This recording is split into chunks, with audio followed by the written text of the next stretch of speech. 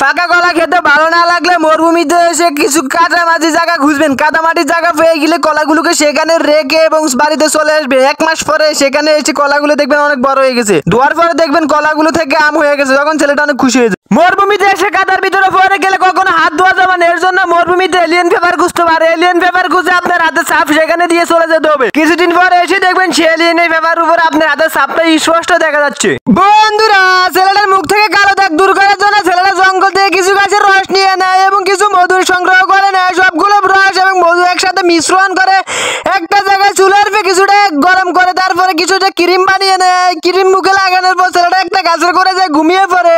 ঘুম থেকে উঠার পরে দেখে ছেলেটার মুখ ধবধবে সাদা হয়ে গেছে। কলা খেয়ে মরুভূমিতে হাঁটার সময় লিলে একটা বক্সের মধ্যে দেখতে পায়। তখন ছেলেটি নিয়ে এবং দেখে এটার ভিতরে কি চলে। তখন ছেলেটা এটা বুঝতে পারে ইলেকট্রনিক যন্ত্র। তখন ছেলেটি ইলেকট্রনিক যন্ত্র কানেক্ট করতে গিয়ে শর্ট খেয়ে সোজা উপরে চলে যায়। বন্ধুরা, ছেলেটার মাথার ভিতরে যখন কোনো ফরা ঢুকছিল না, তখন ছেলেটা কি করবে? ছেলেটা দরের বাবার কাছে চলে যায়। দরের বাবা কিছুক্ষণ গবেষণা করার পর তাকে কিছু ইলেকট্রনিক যন্ত্র দেয়। ছেলেটা ইলেকট্রনিক যন্ত্রগুলো বাড়িতে নিয়ে এসে দরের বাবার কথা মতো ব্যবহার করতে শুরু করে। কিছুক্ষণ ব্যবহার করার পর ছেলেটার মাথার ভিতরে অটোমেটিক ফরাগুলো ঢুকে যায়। এরপর ছেলেটা ভালো রেজাল্ট করতে শুরু করে।